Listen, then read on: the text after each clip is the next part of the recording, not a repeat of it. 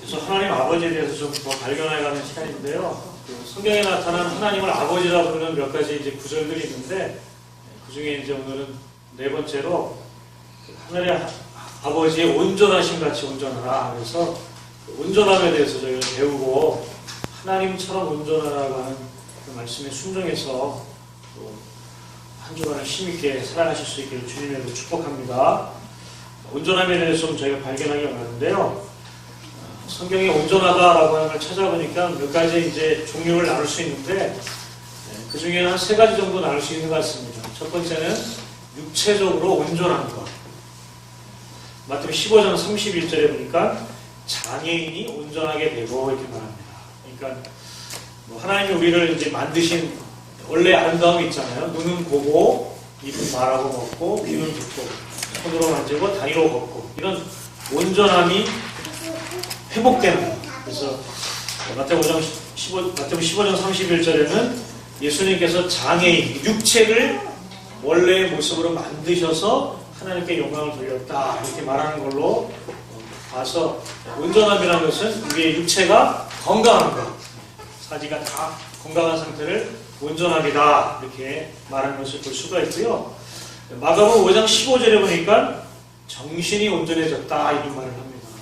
귀신 들렸던 사람이 예수님을 보자마자 귀신이 떠나가고 그 사람이 원래의 혼적인 하나님이 만드신 정상적인 상태로 돌아왔다. 그래서 온전함의 두 번째 특징은 정신적인 온전함이다. 즉 귀신에 사로잡혀서 하나님이 원하는 그런 방향대로 삶을 살지 않고 귀신이 원하는 대로, 즉 자기의 정욕과 자기도 모르는 육신의 목적 가운데 살아가는 모습이 있었는데, 이런 것이 다시 회복되어져서 여기 보니까 온전히 예수님 앞에 앉아있는 상태, 이런 것들을 이제 온전하다, 이렇게 말하는 걸 볼 수가 있습니다. 세 번째는 마태복음 19장 21절에 나오는데, 하나님을 믿는 사람들, 또 신앙이 있는 사람들에게 온전함은 뭐냐죠. 그러니까 저희가 율법을 지키고 하나님의 말씀을 따라가는데, 그런 사람들이 요구되는 온전함이 있다 하면서 보게 됩니다. 특별히 오늘 말씀을 보면은 마태복음 19장 21절에 소유를 팔아 가난한 자들에게 주라. 하늘에서도 보화가 내게 있다. 그리고 와서 나를 따르라. 이렇게 말하는 거죠. 즉 부자 반면, 부자 청년, 이 사람이 어려서부터 말씀을 잘 순종하고 그리고 하나님의 말씀에 성실하게 행해왔는데, 그래도 자기가 하나님 앞에 어떻게 온전하게 설 것인가 라고 하는 질문에 부족한 게 있다는 거죠. 팔아서 가난한 사람에 주고 따라와라.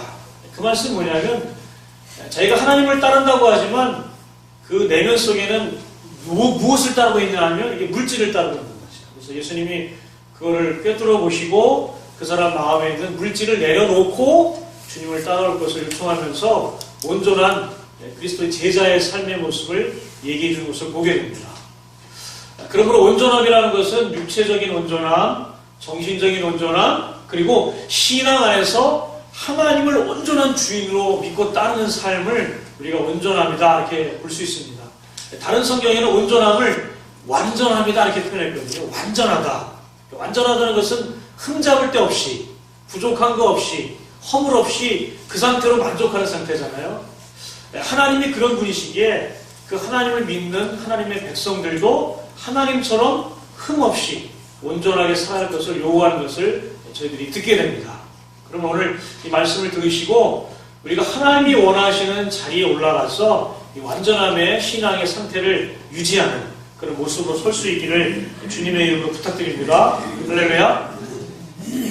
책을 하나 봤는데 책 이름이 재밌습니다. 완벽으로의 충동변칙이에요. 그러니까 사람들은 적당한 수준에 만족하지 않고 완벽하고자 계속 노력을 하는 거예요. 완벽으로의 충동을 느낀다. 그래서 좀 더 올림픽이라든지 월드컵이라든지 그런 국제경기, 기록 경기를 보면은 우리가 그 기록 경기 할 때마다 환호하는 것 중에 하나가 뭐예요? 신기록을 세우는 거죠. 더 빨리, 더 멀리, 더 높이, 더 많은 점수. 그래서 계속 사람들은 새로운 기록을 세울 때마다 열광하고 환호하고, 또 선수라든지 그런 경기에 임하는 운동선수들은 그런 걸 원하고 싶은 거죠. 사람들은 운동 경기뿐만 아니라 삶의 모든 영역 가운데 좀 더 많이, 좀 더 크게, 좀 더 완벽하길 원하는 기본적인 이 충동 에너지가 있습니다. 그래서 사람들은 그런 것들을 통해서 도전할 때 발전이 이루어지고 그것을 이뤘을 때 성취감이 느껴지고 그래서 보람을 찾고 안정을 갖게 되는 것을 우리가 보게 됩니다.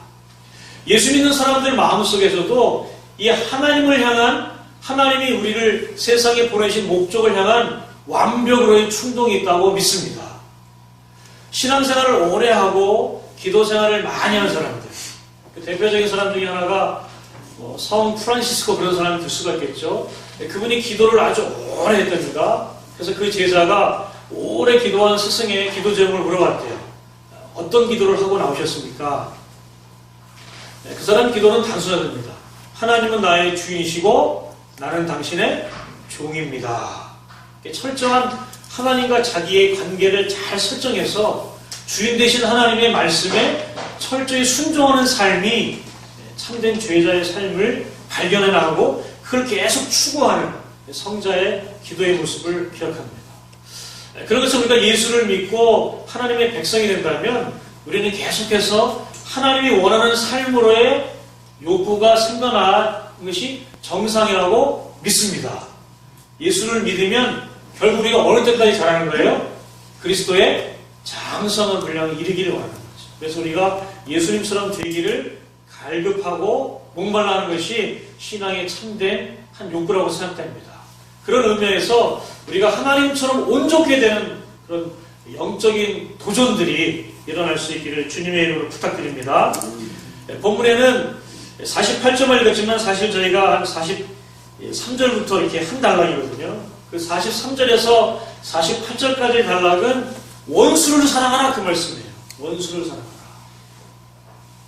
이 원수를 사랑하라고 하는 그 한 단락 안에서 하나님의 온전함 같이 너희도 온전하라 라고 하는 것으로 하나님의 완전성을 우리들에게 보여주는 것을 발견하게 됩니다. 그러므로 48절만 보지 말고 44절부터 쭉 보면서 우리가 추구해야 될 이 완전함이 무엇인가라고 하는 정의를 좀 갖기를 원합니다. 첫 번째는요, 온전합니다라고 하는 것은 우리의 신분 상태를 얘기해 준다는 것을 보게 됩니다. 45절을 현대어 성경 한번 같이 읽어보면 좋겠습니다. 시작. 그리하면 너희가 하늘에 계신 아버지의 자녀답게 행동하는 것이다. 그분은 악한 사람에게나 선한 사람에게나 똑같이 빛을 비추어 주시고 옳은 사람에게나 옳지 않은 사람에게나 똑같이 비를 내려 주신다. 우리가 완전함이라고 하는 아주 중요한 의미는 우리의 신분이 그렇기 때문에 완전을 추구한다는 사실입니다. 우리가 하나님의 백성으로 또 하나님의 사람으로 살아간다라고 하는 그 정체성이 기본으로 우리에게 있다는 거예요. 내가 예수 그리스도를 믿고 하나님의 백성이 되었을 때 이미 나는 하나님을 아버지로 부르는 존재로 되어 있다. 그 존재 가운데 내가 살아간다는 거죠. 내 신분이 무엇이냐가 나의 삶의 방향과 삶의 행동과 마지막 인생의 결론을 좌지우지합니다. 제가 옛날에 동원 예비군을 갔는데요. 지금은 남자분들 중에서 이제 젊은들이 군 제대하고 10년 동안 이제 예비군 하잖아요. 동원 예비군을 가는데 이제 같이 버스를 타고 훈련장으로 가지 않습니까? 근데 버스를 탔는데 제가 이제 앞에 이제 멀미를 많이 그때는 이제 멀미해서 앞에 타서 운전수 뒤에요. 근데 뭐가 옆에서 쭉 지나가는 것 같아가지고 이렇게 봤더니 물줄기 하나가 그 45인승 버스 가운데로 쫙 지나가는 거예요. 물줄기가요. 그게 무슨 물줄기인가 했더니 동원 예비군 가는 분들도 옷을 못 입었어요. 다 군복을 입었잖아요. 어떤 분이 맨 뒤에서 구석에서 오줌을 누는 거예요. 아무리 급해도 그렇죠. 어떻게 차에서 실내를 했어요. 그랬더니 이 양이 많으니까 이 차가 그 한쪽 부통에서 그게 어떻게 수용을 못하니까 이게 있다가 차가 가면서 이 언덕바퀴에 되니까 그 물줄기가 앞으로 쫙 올라가가지고 흘러내리는 거예요. 누군가 봤더니 저희 동네 사시는 분이에요. 그리고 동원 예비군이 끝나고 그 다음 주에 버스장에서 그분을 봤어요. 양복을 잘 차려입고요. 너무 말끔한 거예요. 언제 그랬냐. 그러니까 자신이 누구냐에 따라서 자신의 행동이 완전히 바뀌어지는 겁니다. 동원 예비군은 어떤 상태예요? 동원 예비군 간부들은요, 2등병이 없어요. 다 말년이에요, 말년. 말년의 특징은 뭐예요? 일단 복장이 불량스러워요.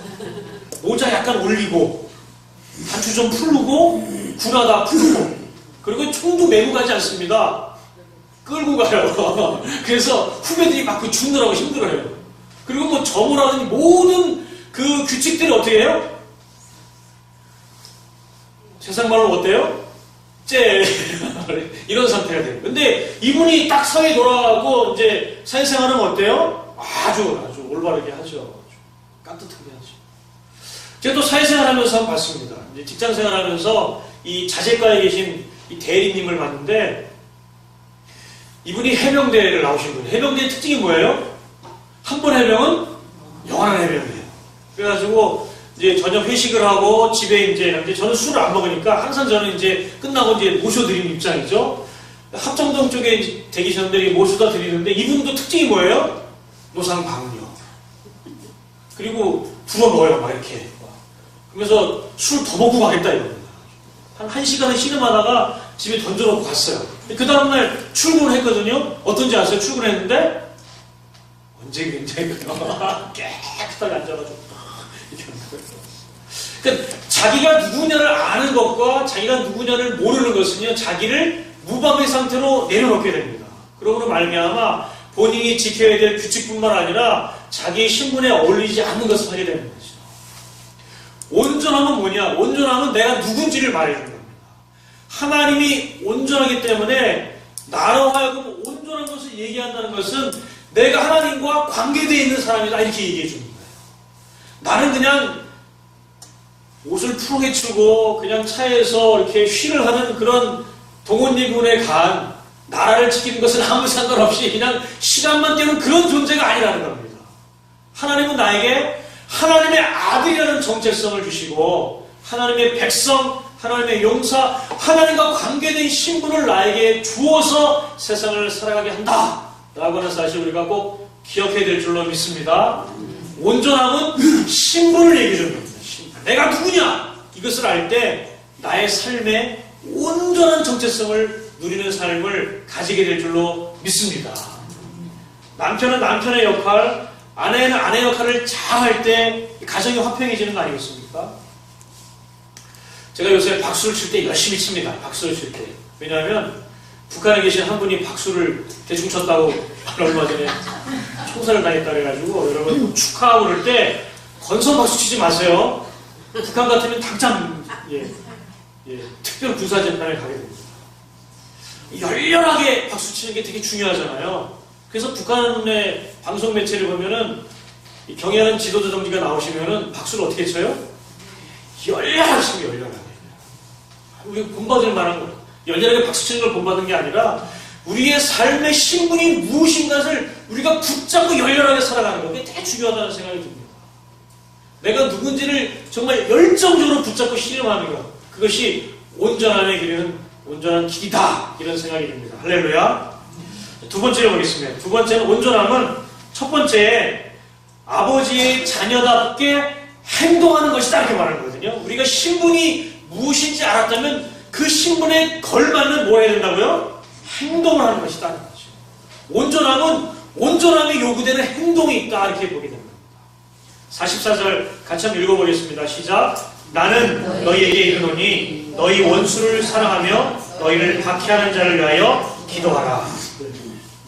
온전함에 가장 대두되는 두 가지를 예수님께서 말씀해주고 있습니다. 온전함의 행동의 첫 번째는 원수를 사랑하는 것이고 두 번째는 박해하는 자를 위해서 뭘 한다고요? 기도하는 거예요.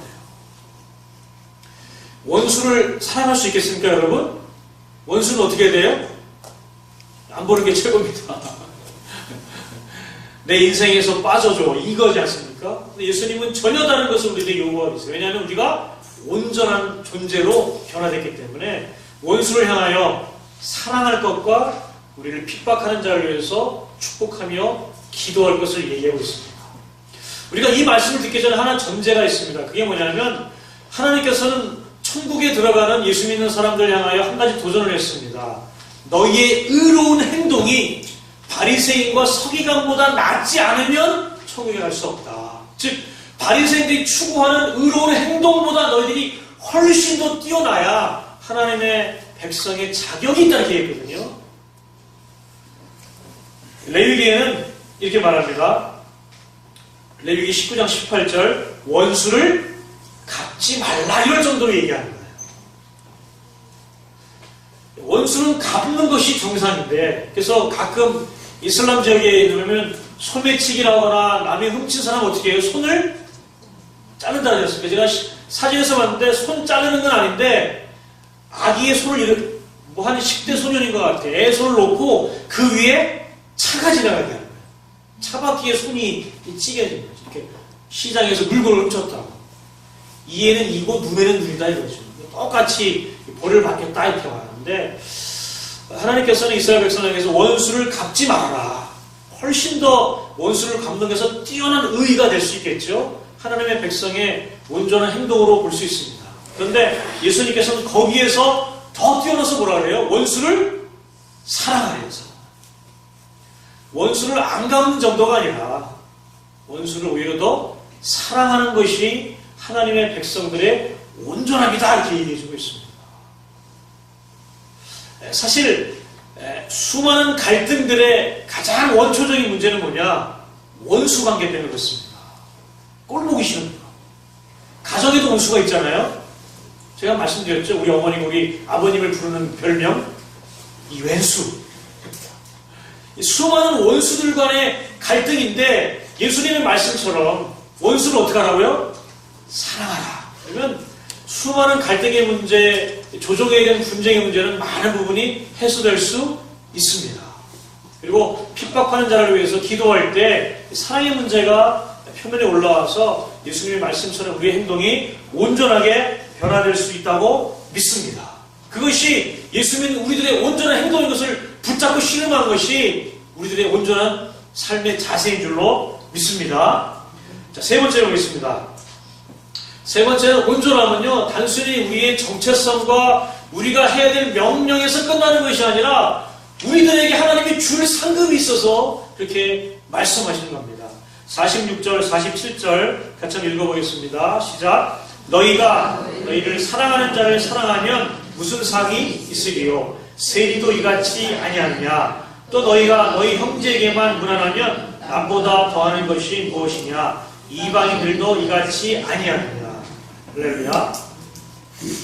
예수님은 사랑의 문제, 즉 또 다른 예로 무난의 문제를 예를 들면서 사랑하는 사람끼리는 사랑할 수 있고 사랑하는 사람끼리는 무난할 수 있다 이런 대조를 우리에게 설명하면서 우리가 원수를 사랑하고 핍박하는 자리에서 기도하는 것이 단순히 명령에서 끝나는 것이 아니라 너희에게 무슨 상이 있느냐 말씀하면서 우리들에게 상급이 있는 것을 얘기하는 것을 발견하게 됩니다.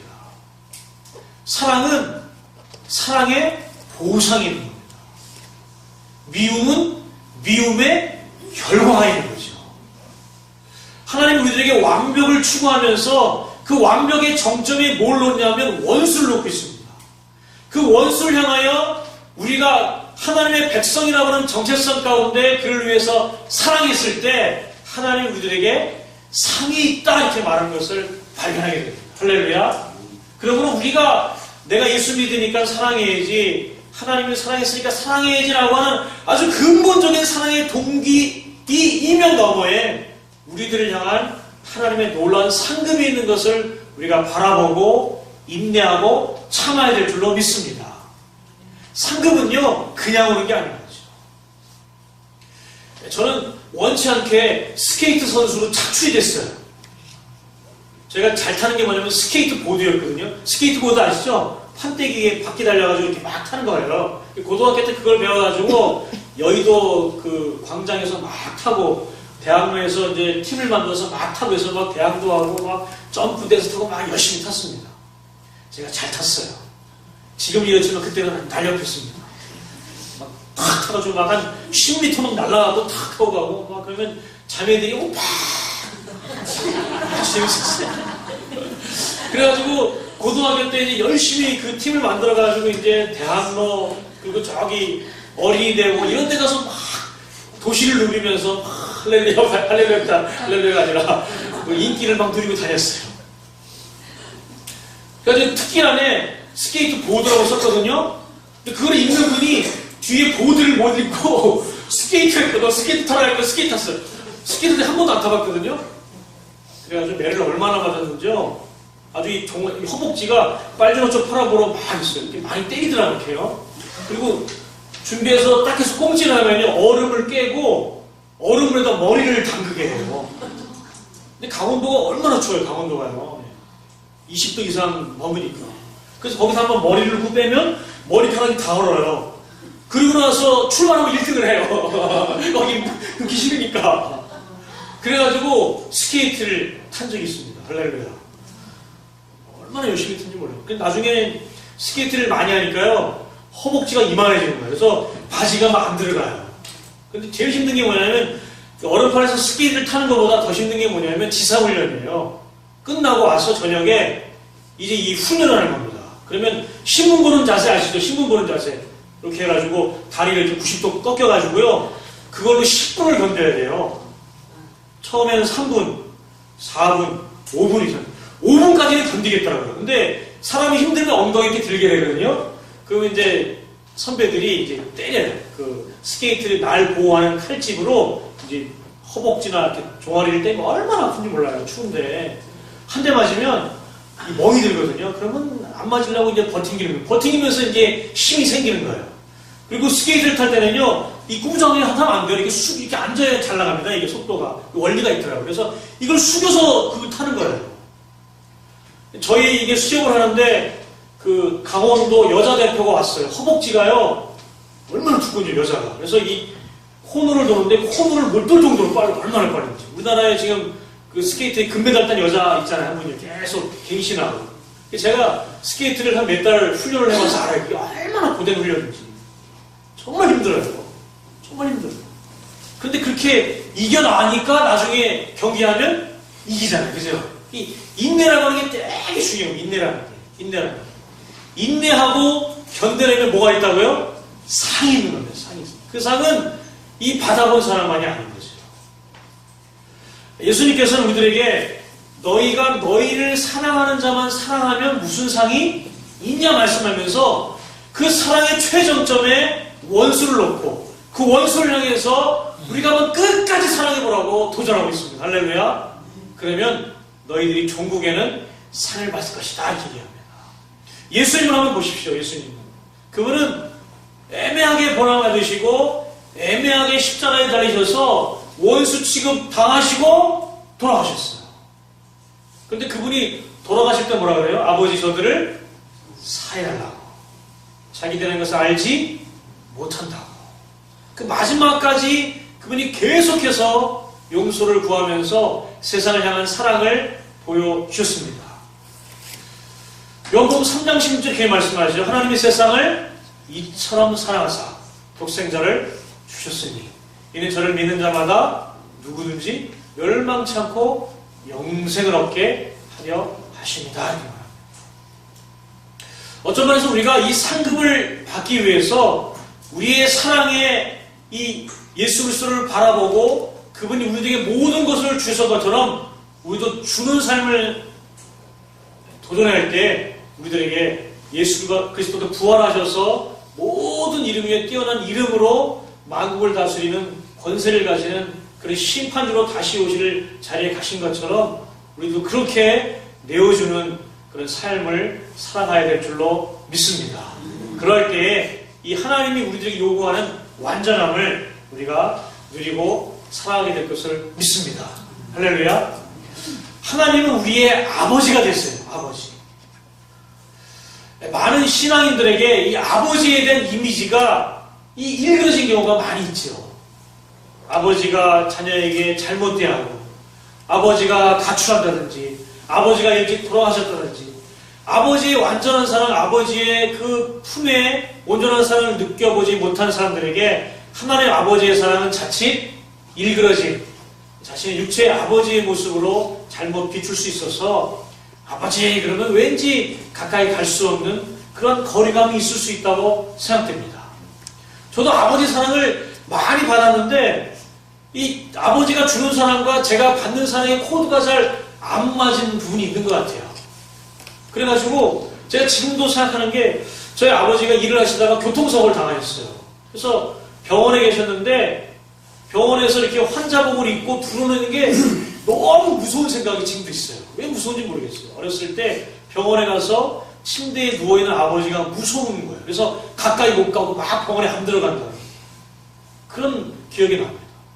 아버지 그러면 왠지 가까이 갈 수 없고 그냥 좀 멀리 계셨으면 좋고 막 그런 이미지가 많이 있는데 이런 게 아버지 하나님을 향한 우리 신앙 안에서도 이 사탄이 자꾸만 이상한 왜곡된 아버지의 상을 넣어줘서 하나님 아버지를 온전한 아버지로 알지 못하고 삐딱한 아버지 상으로 우리들에게 다가오는 것은 아닌가 그런 생각이 듭니다. 그럴 때 우리가 하나님 아버지를 예수 그리스도를 통해서 온전히 발견하고 그 아버지의 진짜 아버지 되심을 붙들고 우리의 신앙생활이 그 아버지의 품에서 살아갈 수 있기를 소망합니다. 그럴 때 진정한 안정과 평화가 느껴지게 될 줄로 믿습니다. 우리 교회 어린아이들 보면은 이 아이들이 무슨 일이 있으면 제일 먼저 누구에게 떠나요? 이게 부모에게 떠나는 거죠. 아까도 보니까 서진이 막 달려가서 엄마한테 막 부딪히고 막 그래도 엄마한테 달려가서 끌어안는 거죠. 이렇게 아버지, 어머니, 그 부모님의 무조건적인 존재 앞에 자녀들이 달려가는 것처럼 우리들이 신앙 안에서 우리 아버지의 온전함을 우리가 다시 한번 인식하고 그분 안에 달려갈 수 있기를 부탁드립니다. 그 증거가 예수 그리스도시고 그 증거가 바로 그분의 사랑을 믿고 따르게 되시면 우리 자신의 일로 믿습니다. 하나님은 나를 통해서 하나님이 어떤 분인지를 보여주기를 원하세요. 사람들이 하나님이 어떤 분인지 증거를 보여달라고 할 때 하나님은 나를 보여주기를 원하세요. 쟤를 봐라. 그를 봐라. 그 집사님을 봐라. 그가 나를 보여줄 수 있다.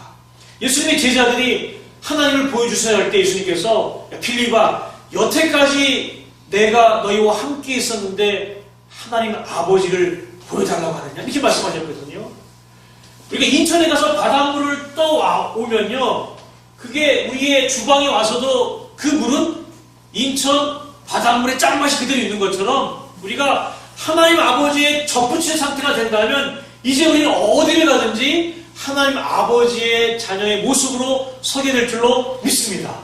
그리고 하나님은 완전하셔서 우리를 하나님을 완전하게 보여줄 통로로 지금도 기대하고 계세요. 능히 그렇게 할 줄로 인내하고 계시고 그런 성령의 은혜로 우리를 세우실 줄로 믿습니다.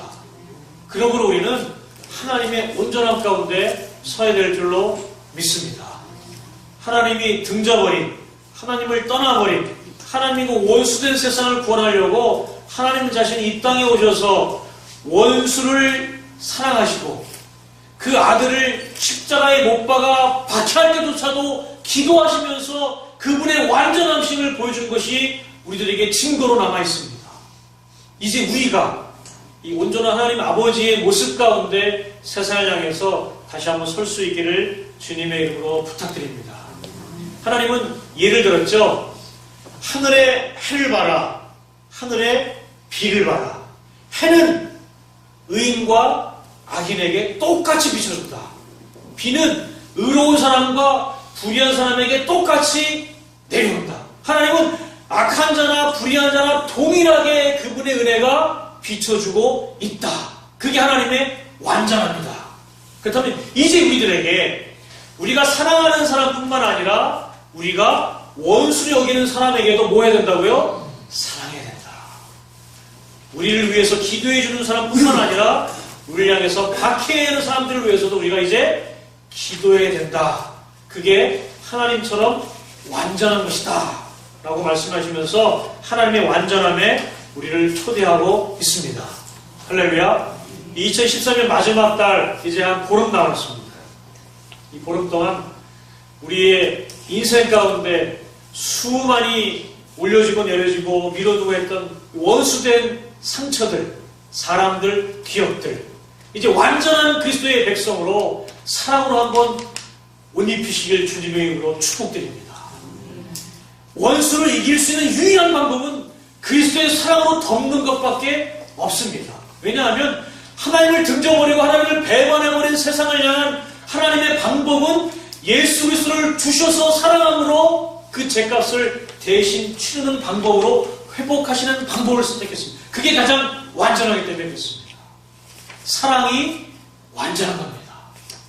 하나님은 그렇게 세상을 향해서 오셨고 이제 우리가 이 삐뚤어지고 갈라지고 분열된 세상을 향해서 예수님처럼 완전한 사랑 가운데 가서 치유하고 회복하고 온전하게 세우라고 요청한 이 하나님의 이 명령 앞에 또 하나님의 요청 앞에 우리가 순종하고 나가야 될 줄로 믿습니다. 가정 안에, 직장 안에, 자녀 안에 원수를 사랑하고 박해한 자를 위해서 기도하는 이 하나님의 요청에 순종하셔서 사랑으로 회복해 하는 역사를 만들어 가시길 주님의 이름으로 축복합니다. 기도하겠습니다.